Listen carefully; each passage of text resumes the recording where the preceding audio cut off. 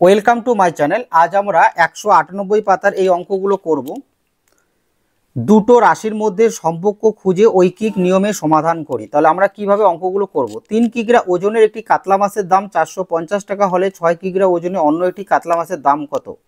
কাতলা মাছের ওজন ও দাম মাছের দাম পরস্পর ড্যাশ সম্পর্কে আছে। তাহলে আমাদের সম্পর্ক লিখতে হবে এবং আমাকে 6 কিগ্রা মাছের দাম বের করতে হবে।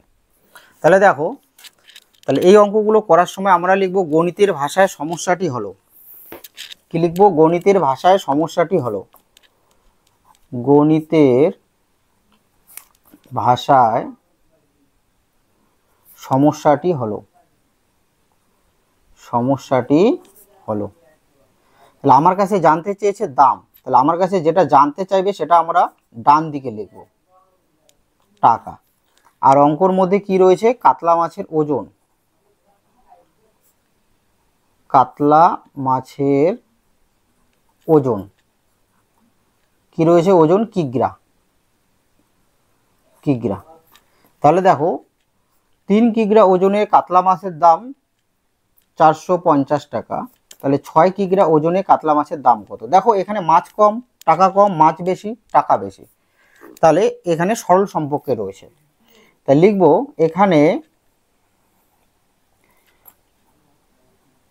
এখানে কাতলা মাছের ওজন ও দামের মধ্যে সরল সম্পর্ক আছে। কি সম্পর্ক? সরল সম্পর্ক আছে। তাহলে দেখো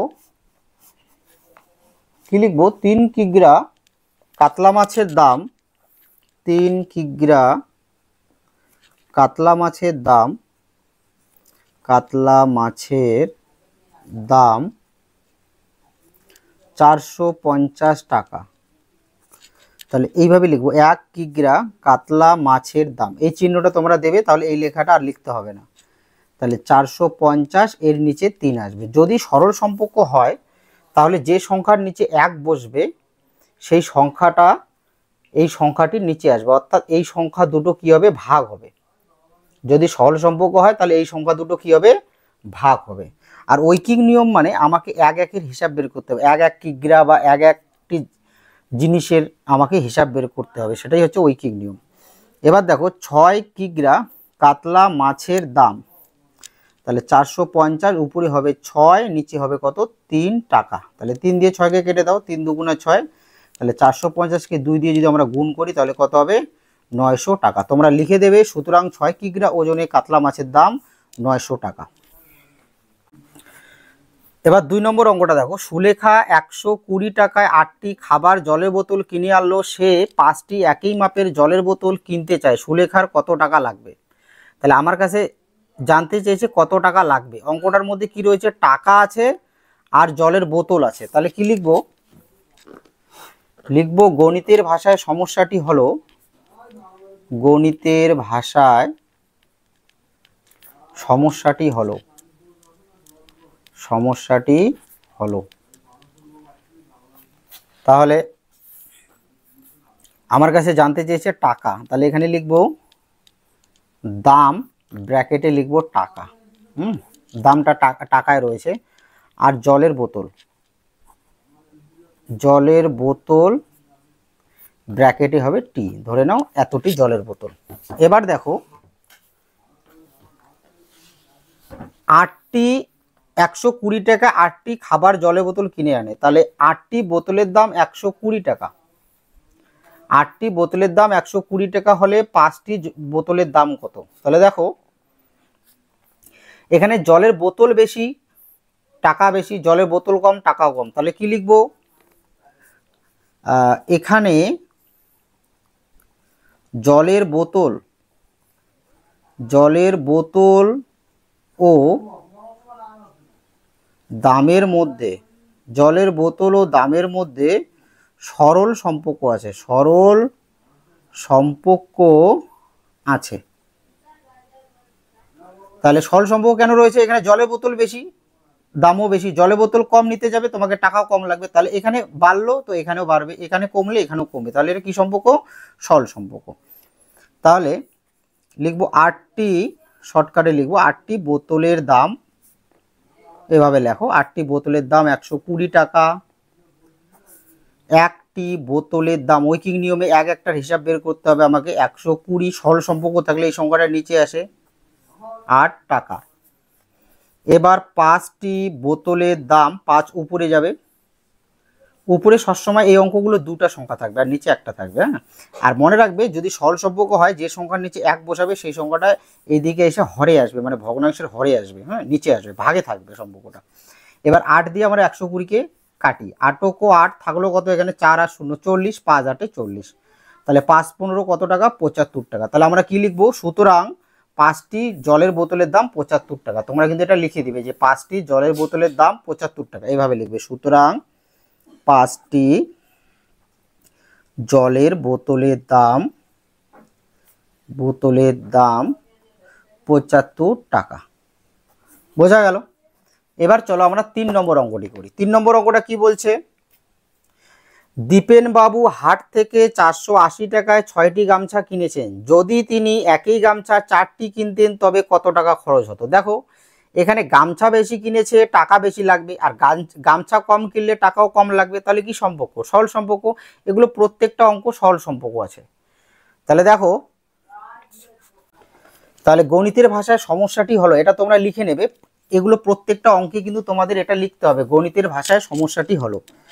তাহলে এখানে আমার কাছে জানতে চেয়েছে কত খরচ হবে, তাহলে আমি এখানে লিখব খরচ আর ব্র্যাকেটে টাকা, আর অঙ্কর মধ্যে কি আছে? গামছা।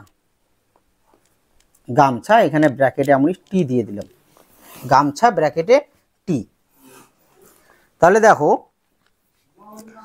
6টি গামছার দাম 480 টাকা, তাহলে 4টি গামছার দাম কত? তাহলে দেখো এখানে কি সম্পর্ক আছে? সরল সম্পর্ক। তোমরা লিখে দেবে, এভাবে লিখে দেবে, এখানে গামছা ও খরচের মধ্যে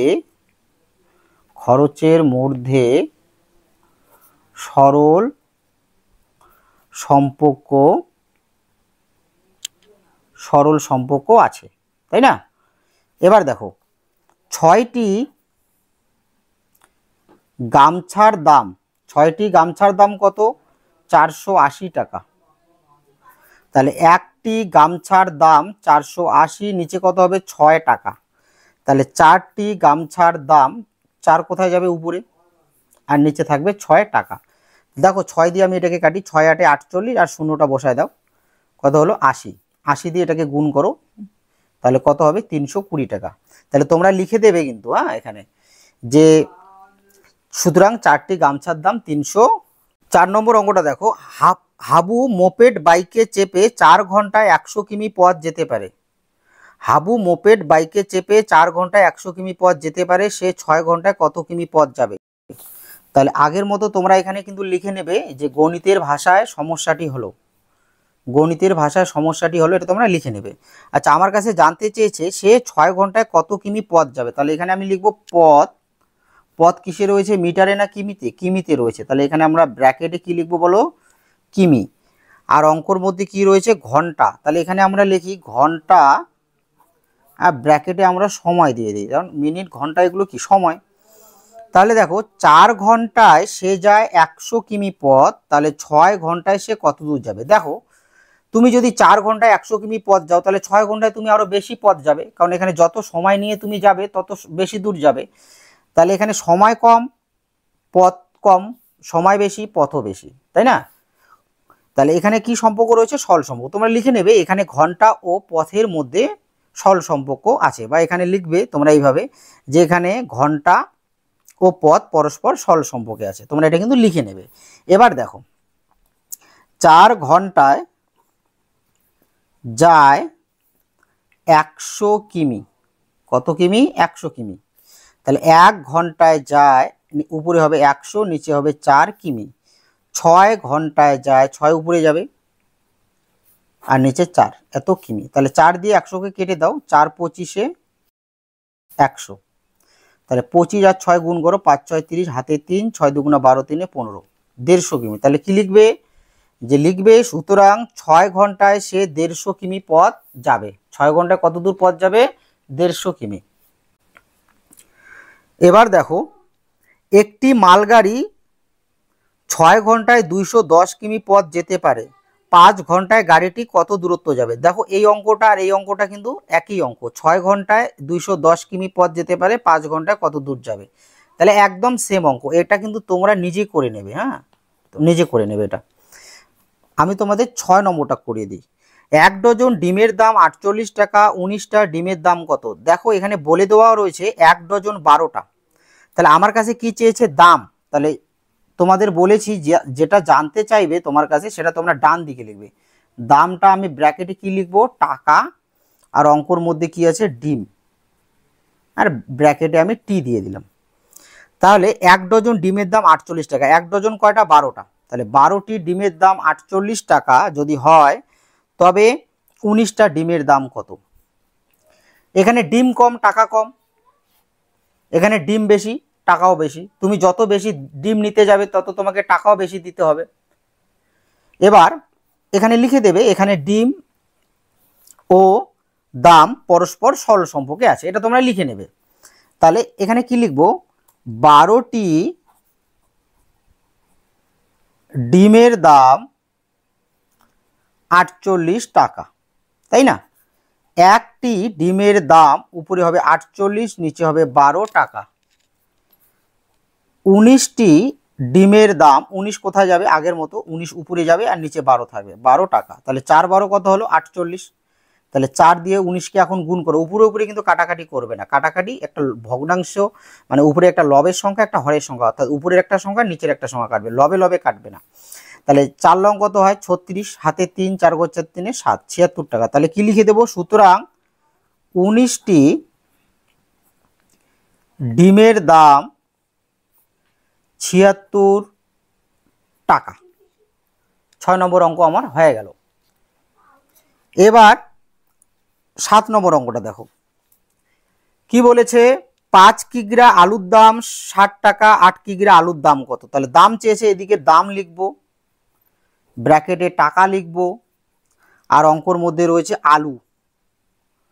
আলু এখানে আমি লিখলাম কিগ্রা, কারণ আলুর ওজনটা কিগ্রায় রয়েছে, গ্রামে নেই। তাহলে 5 কিগ্রা আলুর দাম 60 টাকা, তাহলে 8 কিগ্রা আলুর দাম কত। তাহলে দেখো এভাবে লিখে দেবে আগের মতো করে। এখানে আলু কম টাকা কম, আলু বেশি টাকাও বেশি। তাহলে তুমি যত বেশি আলু নিতে যাবে তোমাকে তত বেশি টাকা দিতে হবে, তুমি যত কম আলু নিতে যাবে তোমাকে তত কম। এখানে আলু কম টাকা কম, আলু বেশি টাকা বেশি। তাহলে এই যে একটা যখন কমবে আর একটাও কমবে, আর একটা বাড়লে আরেকটাও বাড়বে, তখন সেটা হচ্ছে তোমার সরল সম্পর্ক। তা লিখবো, তোমরা এখানে সম্পর্কটা লিখে দেবে, 5 কিগ্রা আলুর দাম, 5 কিগ্রা আলুর দাম 60 টাকা, তাই না। তাহলে 1 কিগ্রা আলুর দাম উপরে 60 হবে, নিচে কত হবে, এই 5 নিচে আসবে টাকা। 8 কিগ্রা আলুর দাম, তাহলে 8 কোথায় যাবে, উপরে। উপরে সবসময় দুটা সংখ্যা থাকবে এই অঙ্কগুলোতে। তাহলে 5 দিয়ে 60কে কেটে দাও, 5 12 60, তাহলে 8 12 কত হলো, 96 টাকা। তাহলে লিখবো, সুতরাং 8 কিগ্রা আলুর দাম কি পেলাম, 96 টাকা। 8 নম্বর অঙ্কটি দেখো, আনোয়ার 7 দিনে 21টি খেলনা তৈরি করতে পারে, সে 12 দিনে কতগুলি খেলনা তৈরি করতে পারবে। তাহলে দেখো 8 নম্বরটা, তাহলে এখানে আমার কাছে চেয়েছে খেলনা, তাহলে এখানে লিখি খেলনা, ব্র্যাকেটে টি, আর অঙ্কর মধ্যে কি রয়েছে, দিন, আর এখানে আমি ব্র্যাকেটে লিখে দেই সময়, দিন সময়। তাহলে 7 দিনে 21টি খেলনা সে তৈরি করে, 7 দিনে 21টি খেলনা তৈরি করে, 12 দিনে সে কতগুলো খেলনা তৈরি করবে। দেখো এখানে দিন কম, খেলনাও তৈরি হবে কম, আর দিন বেশি, খেলনাও কিন্তু বেশি তৈরি হবে। তাহলে কি সম্পর্ক, সরল সম্পর্ক। তাহলে এইভাবে লিখবে, এখানে দিন ও খেলনা পরস্পর, এভাবেও লিখতে পারো, পরস্পর সরল, অনেকভাবে লেখা যায়, সরল সম্পর্কে আছে। তাহলে কি লিখব? 7 দিনে খেলনা তৈরি করে 21টি। তাহলে আগের মতো একদিনে খেলনা তৈরি করে, উপরে হবে 21, নিচে হবে 7টি। তাহলে 12 দিনে খেলনা তৈরি করে, 12 কোথায় যাবে? 12 উপরে যাবে, 7টি। তাহলে 7 দিয়ে 21কে কেটে দাও, 3 7 21, তাহলে 3 12 কত হবে? 36টি। তাহলে কি লিখব? যে 12 দিনে আনোয়ার 21টি খেলনা তৈরি করতে পারবে। এবার দেখো 9 নম্বর অঙ্কটা দেখো কি বলেছে।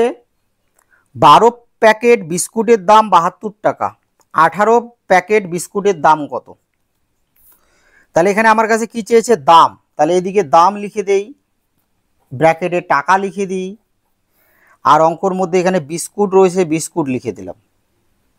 আর এখানে আমি এখানে বিস্কুটের প্যাকেট লিখে দিই, বিস্কুটের প্যাকেট, আর ব্র্যাকেটে আমি টি দিয়ে দিলাম।